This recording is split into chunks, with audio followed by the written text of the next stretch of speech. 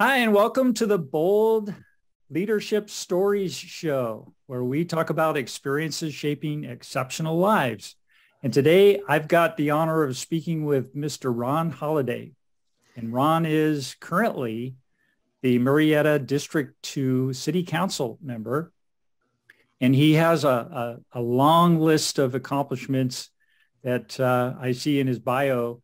And what I'd like to do on this, I'd like to do a little something different on this show where we talk about Ron and kind of catch up with him on what he's got going on right now, and then maybe dive back into his past and see if we can dig out any bold stories. And so to kind of introduce Ron to you, Ron is, again, he's a District 2 council member. Was elected in November of 22. So you're just getting started with that. Yes. And you've been married to Karen for 32 years and have 5 grandchildren. Yes. Ages 13 to 17. That must be an amazing. I have 1 grandchild, and that's just such a blessing. Grandkids are way better than kids. I think so too. Yeah, it's like, here you go. You can spoil them, have some fun, and just, give them back. So, yes. Yep, it's something definitely to look forward to. And then you have many accomplishments, and you're basically, I love what you're saying, is that none of these accomplishments that I've had would be possible without the faith God has provided me and the abilities he has given me. It was God who made all of this possible. And because of that faith, I'm very active in my church, Promise Christian Church, in school. And you're currently serving as the treasurer and administrator for the last 10 years. So Correct. Truly a servant leader in the community and a pillar. You've had a very successful financial advisor company and business in the area for 20 years? 27. 27 years. Wow. So kudos to you and your family on that. I know you've helped many families over the years to prosper. So let's take a look at, with all of your accomplishments and all the things that you've done, Ron, you started your life back in San Pedro area as a teenager, and your first job was working at a gas station. I did that too. My very first job was working at a gas station. I worked there for 1 day, and then they closed the gas station. So how did you get started with, what's that? That's an omen. Yeah, right? Yeah. I've since gone on to bigger and better things. But how did that first job kind of structure your start? Why did you start there? Well, I've always been interested in cars from a young age. I bought my first car when I was 14. I had a paper route when I was 9. So wait, you bought a car when you were 14. You couldn't drive till you were 16. Correct. I didn't drive it. My sister drove it. I just worked on it.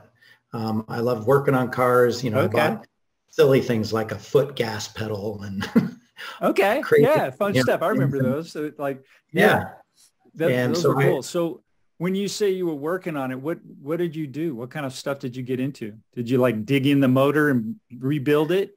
No, not at that time. I mean, it was still a little young for that. Okay. Didn't learn some of those skills until I actually started working at the gas station. But I would have an exhaust put on it, and I would wash it and wax it and add little trinkets here and there in the interior, and just to make it mine. And I was happy to have a car, even though I couldn't drive it. Yeah. Oh, that's really cool. So, and your sister took good care of it as she was driving it. Yeah. Yep. So, then you went into, let's see, you worked as a mechanic, and then that went into some bigger and better things. You enlisted in the Air Force, and you were trained as an aircraft engine mechanic, a jet engine mechanic. Yeah, I decided that, being a gas station mechanic was probably not a good long-term career choice. Not that some make it work, but I think I had my sights on bigger and better things. And so I said, well, what's a natural progression from that? And I thought, well, if I could enlist in the Air Force. And at the time, if you enlisted in the Air Force Reserves, they guaranteed your specialty. So you could choose what they would train you to do. Okay. What year was that? Do you remember? 1974. Okay. All right. Right at the end of the Vietnam War. Yeah, I was a sophomore in high school. So I'm a couple years older than you. Yeah, I'm 65. So yeah. And so I thought that would be great. I could get the training. I couldn't afford to go to school on my own at the time. My parents had offered for me to go to college, but instead I asked them to spend that money on tools so I could work as a mechanic. And so I didn't feel it was right to ask them to spend more money to send me to jet engine mechanic school. Mm-hmm. And I knew that, working for the airlines as a jet engine mechanic, you can make a really good living. Yeah. So that was a great opportunity to get that training and then apply to work for the airlines. Unfortunately, once I went in and did the training and worked in the reserves on the jet engines, I discovered I hated that. Unlike what is it? Why did you hate it? Well, under like regular mechanics, I mean, somebody comes in with a car and says it's making this noise, or it's missing, or it's got this problem. Yeah. You check it out, diagnose it, figure out what it needs, go get a part, replace it, test it, give it back to customers, say here it's fixed. Well, jet engines are on a much larger scale, and the Air Force is very regimented. So the one day I remember that I decided that this absolutely wasn't for me. I was in the rebuild section on jet engines. We were rebuilding them. And the Air Force had decided that this ring of bolts around the engine where it had mechanical lock nuts. And so they didn't just spin off like a regular nut would. You'd had to unwind them. You don't want those things getting loose when you're... No, not while you're flying. 30,000 feet. And it's in a confined space. So you're using hand wrenches, and they decided it was better to tighten them till they snapped instead of trying to unwind them all the way, which time-wise made sense. But that's what I did for 8 hours, is tighten bolts till they snapped. And I'm like, this is not utilizing my God-given abilities as a mechanic. Yeah, I'm thinking you probably got the hang of that after the first 10 minutes?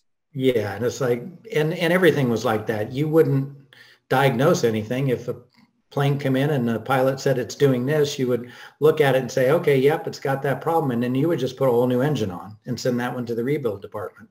The rebuild department would rebuild them with a set number of parts.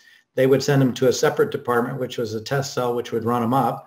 And if it failed, it would send them back and you would rebuild it again. There was no diagnosis. There were no thought processes. It was assembly line work. And that's not what I was designed for. Right. Well, okay. Well, you learned something, and you were young enough to be able to, and that was probably a good lesson. It was a very good lesson. It's funny, I had one of my first jobs was a cooperative education experience, real job. It was when I was in college, and I worked as a mechanical engineering support in a production facility making computers. Mm-hmm. And I learned those things. It's like, okay, I really like doing these things, and I really don't like doing these things. And so it makes it easier as you're going through your career to have those made those decisions so you can pick the things that you're going to enjoy. Right? Absolutely. Yeah. So after the Air Force, and you went into heavy equipment and then working on cranes, trucks, bulldozers. Were you able to get more, was that more interesting and more fun? Absolutely, because it wasn't on such a large scale that you couldn't, the shop foreman would say, hey, driver's complaining about this, or the operator's complaining about that. You would go out, sometimes you and maybe another mechanic, depending on how big the job was, and you would diagnose it. I remember this one time, driver said, hey, the engine's missing and he's out on the road somewhere. And so we sent a tow truck out to bring the truck in, and it comes in, and I pull the heads off, and there's a piece of metal in the cylinder on top of the piston. I'm like, where the heck did this come from? It's all smashed and twisted up, but I was able to recognize it enough that I knew where it came from. It had come from the air compressor and got sucked up in through the intake. Okay. And I'm like, oh, okay, I know where that is. So then I was able to take the air compressor apart, put that part in, fix that, and then put a new piston and new head on. it went out the next day and made money for the company. So there was a lot of rewards of being able to follow that all the way through. So what do you attribute? That's pretty, that's a sophisticated process. How did you learn how to do that? That's goes back to God-given talents.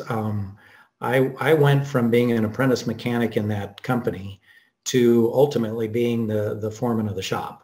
I worked my way all the way up to where my mechanical abilities, my ability to diagnose things was on a better level than most others. Uh-huh. And it's just a God-given ability. It's not everybody has it. Similar with other careers that I've had, that unique talent and gifts that God gives each one of us. We all are given different things, so we're not all the same. We're all parts of a bigger puzzle. Hmm. That happens to be one of mine. I still do my own oil changes. I still, I had a Toyota Matrix several years ago. It was still under warranty, and that engine had a problem. It had sludge in the oil galleys, and it plugged up and threw a rod bearing. I went to Toyota. It's like, well, this is under warranty. You need to rebuild the engine. They said, well, where's your oil change records? I said, well, I do my own oil changes. And they said, well, show us the receipts where you bought the oil. I'm like, I buy it at Walmart. I don't save those receipts. I said, well, we aren't going to warranty it. Now, I could have taken them to court. I could have fought. I'd gone through all that. I just pulled the engine. I rebuilt it myself. Cost me $400. It wasn't worth my time to go through the fight. Plus, I needed the car to get Toyota to do what they were supposed to do, honor their warranty. Nice. Well, you'd be a good guy to get to know. If you have car problems. Yeah, right. So, well, and it also, you took that to the next level where it looks like you worked at a specialty car manufacturer in the early 80s and then worked as a manager there until they were purchased by Harley Davidson. So yeah, that was a unique experience. What happened there? I had just started getting to racing. And what kind of racing? Road racing. Back in the day, we had Riverside Raceway out there in Murrieta Valley. I remember that. I raced there for years. I've raced all up and down the West Coast, Sears Point, Laguna Seca. Stock cars? Just street cars, basically. Okay. So I raced a Mazda RX-7. I raced this specialty car, which was called a Tri-Hawk. It was a three-wheel sports car, two wheels in the front, one in the rear. How fast do those go? The racing one we had went about 160.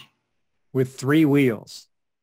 Geometry, I'm a numbers guy. Geometry, you only need 3 points to establish a plane. And that's all you need for a car. The fourth wheel is really redundant. It doesn't do anything for the handling. We had actually a NASCAR designer design the car, and he designed the suspension, and you don't need a fourth wheel to make it handle. We were out there beating Corvettes and Porsches and a lot of. So this was two wheels in the front and one wheel in the back, right? Yeah, the reverse of that is very unstable.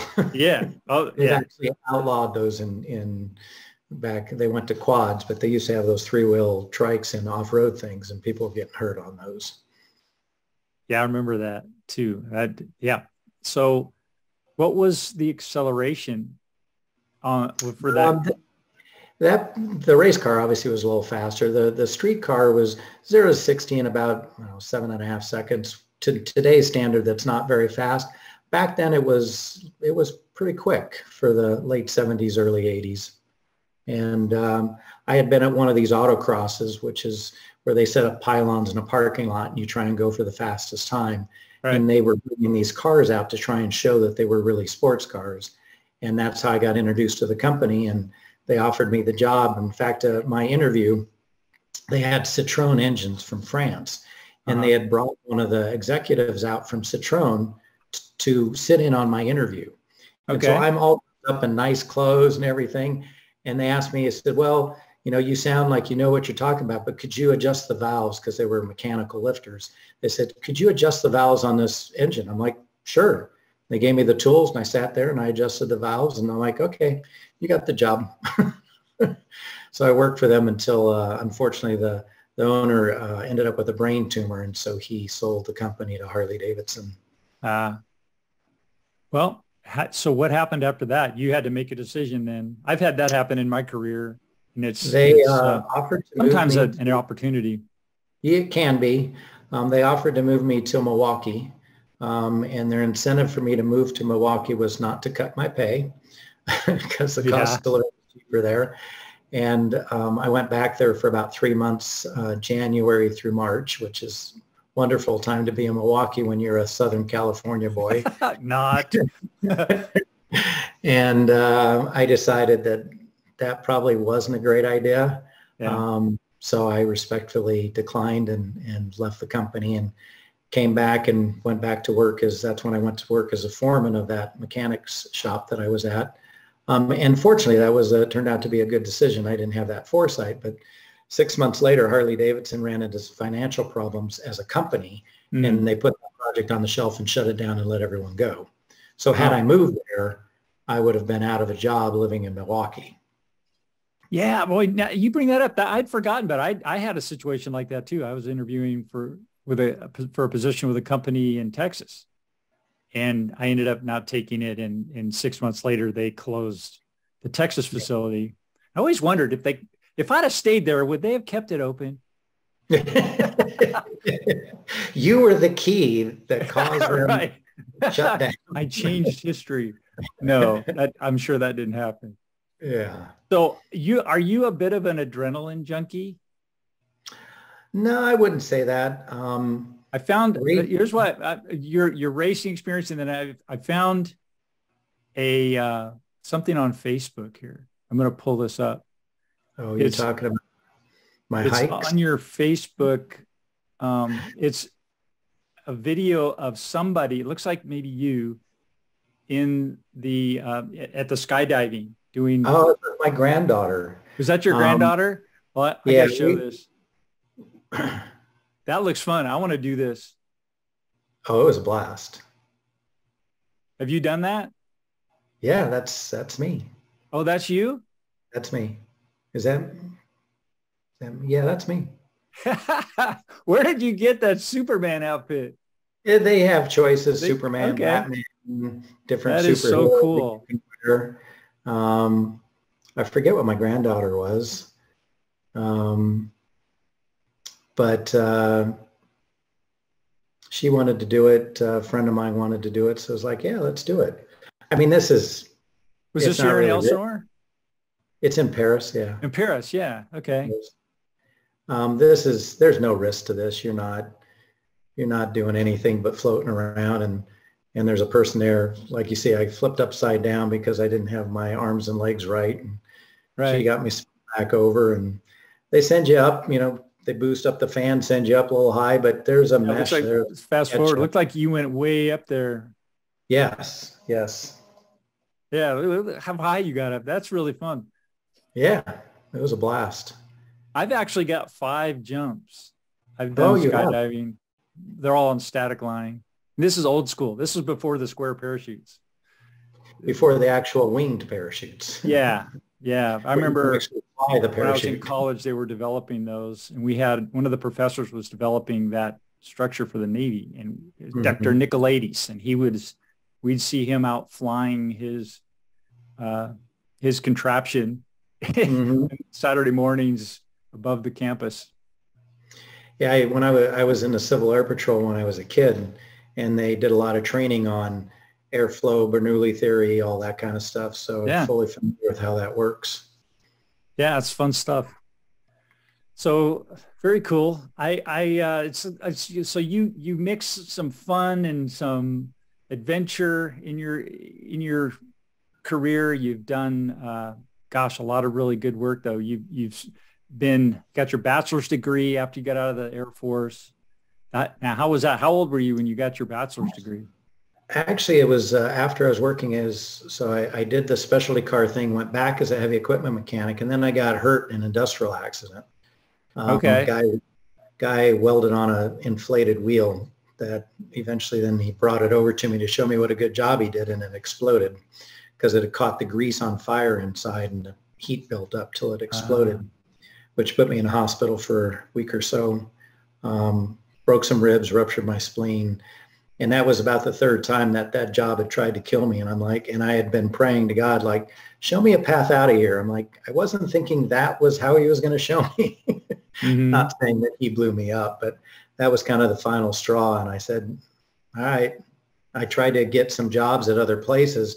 I mean, I was managing the facility and the parts department and the budget and all that stuff. And so I had all this experience, had all this knowledge about facility repairs and mechanical repairs. And I tried to apply it, like jobs at Fallbrook School District was one of them. And I kept calling, go, man, this would be a perfect job for me. And the gal that I was talking to finally was honest. She goes, you know, I'm going to be honest with you. We put the resumes in 2 stacks, degrees and no degrees. We don't look at the no degree stack. So sorry, you're not going to get an interview. And I said, well, then I guess I need to go to college. And went to college and finally got my bachelor's degree. Not that I've ever needed it again, but I have it. Well, it's a good thing to have. Yeah, I encourage all young people, do it while you're living at home with your parents. It was much harder when I did it with a house payment and a car payment and other stuff going on. Oh, absolutely. Yeah. It's much better without all that overhead going on. And just adds to the stress. And today they're a lot more expensive. Yes, they are. To get a degree. Like my first daughter went through, she's a nurse.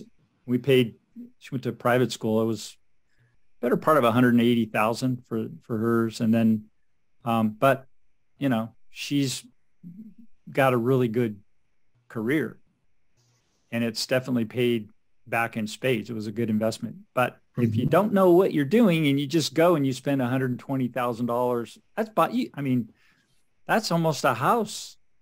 Oh, yeah. First house. Yep. It's crazy.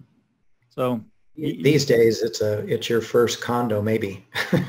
Yeah. But still, I mean, it's got to take a look at that and not just automatically say, well, I'm going to go to college anymore because of that expense and the options too. I think people have a lot more options today with the internet and access to business development that you didn't have before, really internationally through the web, through the internet. There's so much more available today.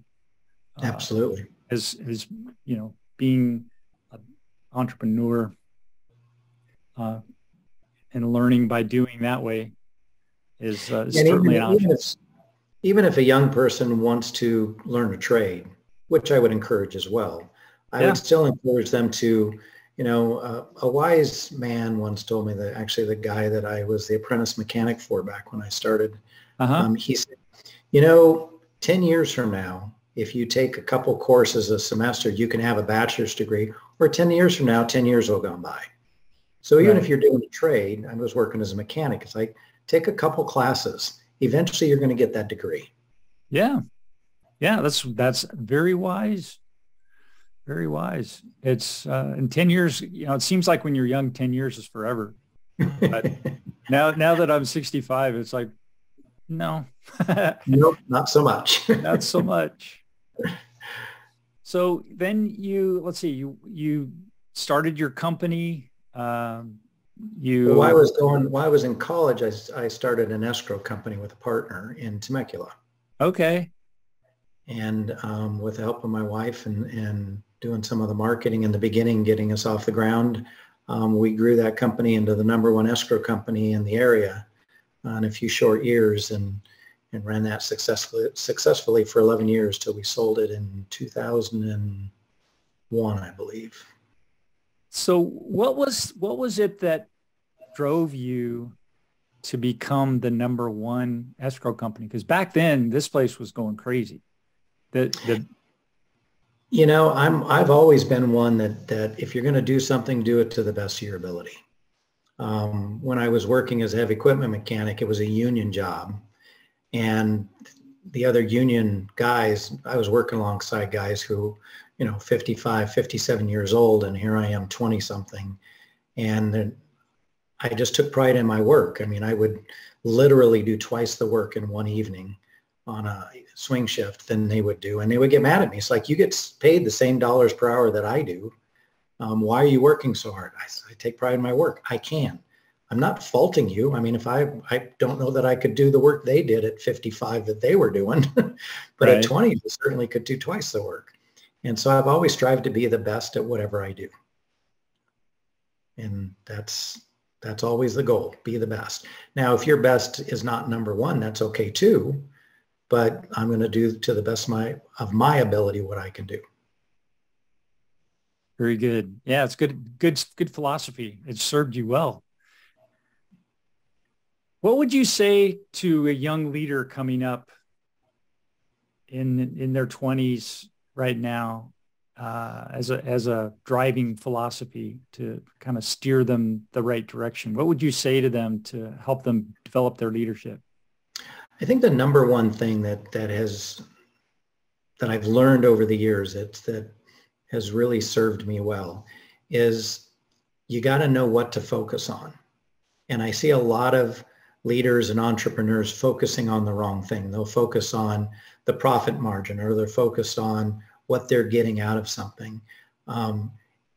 Depending on the type of business you have, obviously mine is customer-based as an investment advisor, which is what I've done for the last 27 years. But my focus has always been the customer. It doesn't matter. I mean, I probably give away hundreds of thousands of dollars of services over my career. Because if, I've got a single mom that got inherited some money from her mom and she needed some help with her taxes and she's barely making ends meet, I'll do her taxes for free. I don't focus on what I'm getting out of it. I focus on what is the right thing to do and what the customer needs. And that has served me well. God provides for me everything I've need, more than I need. And as long as I don't focus on that, it all seems to work. Very good. Anything, let's see, that kind of brings us up to date. You've got, what possessed you to want to get into politics? Well, back in the late 90s, early 2000s, actually 96 was when it started. The city council at the time had made a bad decision. And without going into details what the bad decision was, because it really is kind of nonsense. But if you've ever been to a council meeting on a typical, we just had one last night, there's probably, I don't know, maybe 20 people in the room. Uh-huh. The next council meeting after they made this decision, they had to hold it at the Murrieta High School auditorium. There was well over 3,500 people from the city that came out because they were upset about this silly decision. Uh-huh. And yeah, that must have been. Yeah. That's like half the town back then. Yeah, pretty much. And so I listened to what they had to say, and I go, they need some better leadership up there. And so I went up and spoke to one of the council members, actually, as our current county supervisor, Chuck Washington. He was Murrieta Council back then. And I'm like, what would I need to do to run for city council? And he said, well, here's what you need to do. He goes, but I would recommend you getting involved with some other committees and doing other things. And so I did run for city council in 97, but I got appointed to the Murrieta Steering Committee. I became the treasurer of the Murrieta Valley Foundation. I became the treasurer of the Murrieta Chamber. I got very involved in city government and did that for a long time until I moved up to La Cressa, which is just outside the city limits. Still stayed in touch, but I wasn't as heavily involved. And then most recently, and it was really rewarding, helping people, getting information out. I really enjoyed that. Do you really think that you're making a difference when you're in those positions? Well, certainly in the financial side, since that's not a gift that everyone has. I know for the chamber, getting them organized, getting their accounting set up, and making sure that the processes are in place so they know what they have and can make good decisions. That certainly was helpful. On the steering committee, one of our main goals, tasks that we were given, is to kind of preview the budget each year to the citizens. So I would set the meeting up instead of, you only have 3 minutes to talk. I would be a little less formal and let them have a little more time, a little more interaction, so they could actually have some dialogue and get some educational information out about how the budgets work and where the money should go and get their input. So that was beneficial to the residents at the time. Pretty good. So that's definitely bold leadership right there. Is something, you know, you stepped out of the normal process and used, sounds like, good common sense. And I love common sense. I'm a very, you know, type A personality. It's all got to fit in the box. Yeah. You know, the numbers have to add up.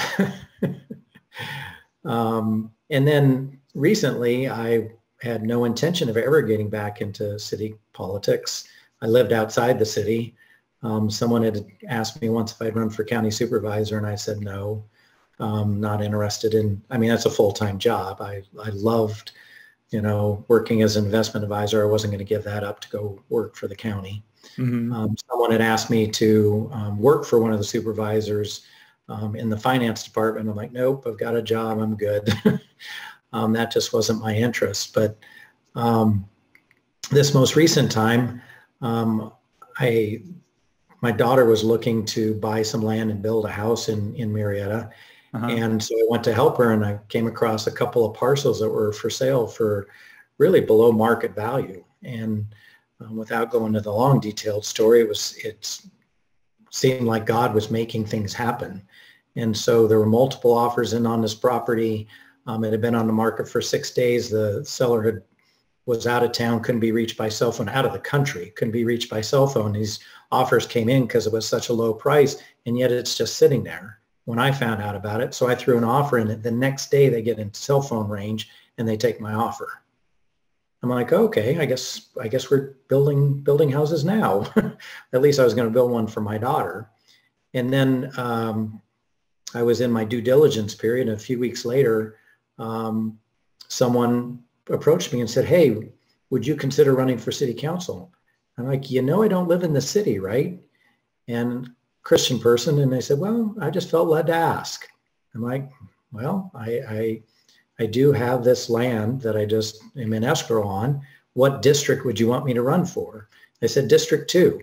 I'm like, okay, let me see where the land is. Oh, look, the land's in District 2. That's 20% chance. 1 out of 5. Providence. And so and then Kelly Ciarto, who was someone who ran with me back in 97, ran against me in 97, but we got to know each other through the campaign, became friends, and he was a state assemblyman at the time. He calls me the next day and said, I hear you're thinking of running for city council. You need to do this. I'm like, how do you even know that? And all this support from my activity back in the late 90s, early 2000s came pouring out of the woodwork. And I started getting all these endorsements, and I'm like, well, it seems that that's where God wants me to be. Everything's lining up. Let's see if I can sell my house, which I wasn't really a fan of doing, but we had a beautiful place up in La Cresta on 5 acres. And I'm like, okay, so we put it up for sale, and it sold fairly quickly. And I'm like, I guess we're going to rent a place in District 2 and see what the election looks like. And this all just recently happened. Yes, we sold September of 22. Okay, wow. So you're all brand new. Is your house is built? No, we just started. Are you living in an apartment somewhere? I'm in a 3-bedroom condo, 3-story 3-bedroom condo. Giving my knees a workout. Wow. Well, good on you, making the sacrifice to get that all done so you can serve the community. Well, that's, a lot of comments now. They've been on council, got sworn in at the end of December. And yeah, I'll pull that up. I see here, I got a picture of that. I'll share that. Is that where you were getting sworn in? Yep, that's my wife on the far side, and my pastor, and who also happens to be a police chaplain holding the Bible. Very good. Our amazing city clerk. What's her name? Crystal McDonald. Okay, very good. Give her a little shout out. Yeah, she's awesome. She keeps all of us in line. Well, congratulations. It's like herding cats, but she does a great job. Wow, but people say, since I've been on council now a couple months, they said, careful what you wish for. I said, no, it's exactly what I thought it would be. People are coming to me with questions and concerns and problems. and I'm able to bridge the gap and get information to them. Yeah, I can't fix everything. I don't have any magic power. It's like, hey, I want this road fixed. It's like, well, okay, we're good. It's a process, but we're getting it worked on. And so it's just, and some ideas that I have for making the city a little more friendlier are well received by staff. We got an amazing staff at Murrieta. I don't know if you're aware that City of Murrieta was voted, I think it was the Inland Empire magazine. I may have that wrong, but the best place to work in the Inland Valley. Huh. And that says a lot about our city manager, Kim Summers. Man, she is amazing. She loves this city. She lives locally. And the staff really is amazing there. I tell them all the time, I said, because they'll say, oh, Council Member Holliday. I said, just call me Ron. You guys are way more important than I do. You do the daily stuff in the trenches.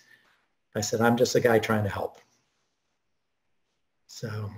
Very good. Well, I feel, I don't live in Murrieta. I'm next door in Temecula, but I feel good that you're there in Murrieta. Well, I appreciate that. Yeah, I've got to meet Cindy Warren too. She was on the show. I like her as well. I'm gonna have to watch that episode. I was really, really blessed to have her join me. What an amazing woman. She is. Her story and your story too. It's just wonderful. I'm loving the opportunity to get to share what I learned today with my audience. Excellent. So one more question.